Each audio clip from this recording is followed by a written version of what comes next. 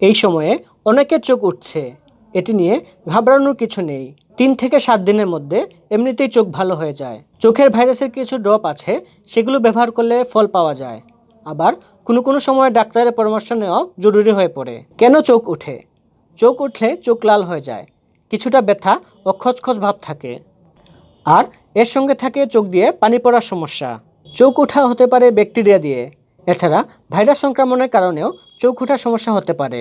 বেশিরভাগ সময়ই ভাইরাসে চোখ উঠে। চোখ ওঠার লক্ষণ: অপরিষ্কার বা নোংরা জীবনযাপন চোখ ওঠার অন্যতম কারণ। চোখ ওঠা রোগে চোখ লাল হয়ে যায়, আর এমনটি হয় এই কনজাংটিভা রক্তনালীগুলো প্রদাহের কারণে ফুলে বড় হয়ে যাওয়া এবং তাতে রক্তপ্রবাহ বেড়ে যাওয়ার কারণে। ঘুম থেকে উঠলে চোখ আঠা আঠা লাগা, সবসময় চোখের ভিতর কিছু একটা পড়ে আছে এমন অনুভূতি, চোখে চুলকানো এবং জ্বালাপোড়া করা, আলোর দিকে তাকালে অস্বস্তি লাগা, সবকিছু ঘোলা দেখা, চোখ দিয়ে পানি পড়া, চোখের কোণায় ময়লা জমা, চোখ ফুলে যাওয়া চোখ ওঠার লক্ষণ। কি করবেন? 1. আক্রান্ত চোখে নোংরা পানি, ধুলাবালি, দূষিত বাতাস যেন চোখে প্রবেশ না করে সেদিকে খেয়াল রাখুন। এছাড়া সকালে ওঠার পর চোখে পানি দিয়ে পরিষ্কার করতে হবে। অনেকেই চোখ উঠলে বারবার চোখ পানি দিয়ে পরিষ্কার করেন বা চোখে পানির ঝাপটা দেন, এটি মোটেই ঠিক নয়। 2. চোখ উঠলে বাইরে যাওয়ার সময় সানগ্লাস ব্যবহার করতে পারেন, এটি চোখের জ্বালা কমাবে। 3.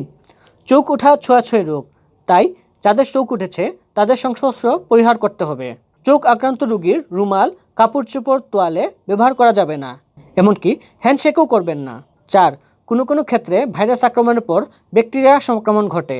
এজন্য দিনে 3 থেকে 4 বার অ্যান্টিবায়োটিক ড্রপ ক্লোরামফেনিকল ব্যবহার করতে হবে। চোখে চুলকানি থাকলে অ্যান্টিহিস্টামিন সেবন করতে হবে।